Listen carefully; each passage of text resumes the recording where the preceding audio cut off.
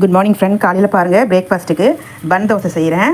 கொஞ்சம் மாவு இட்லி மாவு கொஞ்சம் அடி மாவாக பிடிச்சி அதில் கொஞ்சம் ரவா போட்டு செஞ்சிட்ருக்கேன். இந்த 160 ரூபாய்க்கு வாங்கினோம் இல்லையா அந்த பாத்திரம், இதுவும் அதே 120 ரூபாய்க்கு வாங்கின பாத்திரம் தான். இதில் வந்து சேப்பங்கிழங்கு ரோஸ்ட் பண்ணி பார்க்குறேன். நல்லா அருமையாக இருக்குது. எப்படி வருது பாருங்கள். இது பாருங்கள் பன் தோசை எவ்வளோ சூப்பராக வருது, எவ்வளோ அற்புதமாக.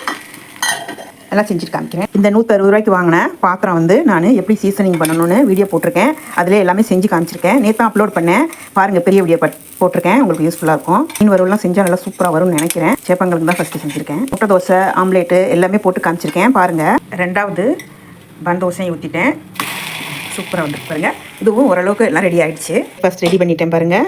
பன் தோசை வைக்கிறதுக்கு வரமிளகா வச்சு அரைச்ச பொட்டுக்கடலை தேங்காய் சட்னி, ராகி பீட்ரூட் கேரட் பவுடரில் களி செஞ்சுருக்கேன். நல்லா எல்லாம் வெந்திருக்குது. உள்ளேறேன் செம்மையாக இருக்குது. தேங்காய் பால் ஊற்றி வச்சுருக்கேன். அட்டகாசமாக இருக்குது. இப்படி செஞ்சு கொடுங்க, பிள்ளைங்க வேணான்னு சொல்லாமல் சாப்பிடுவாங்க. பெரியவங்களுக்கே பிடிக்கும்.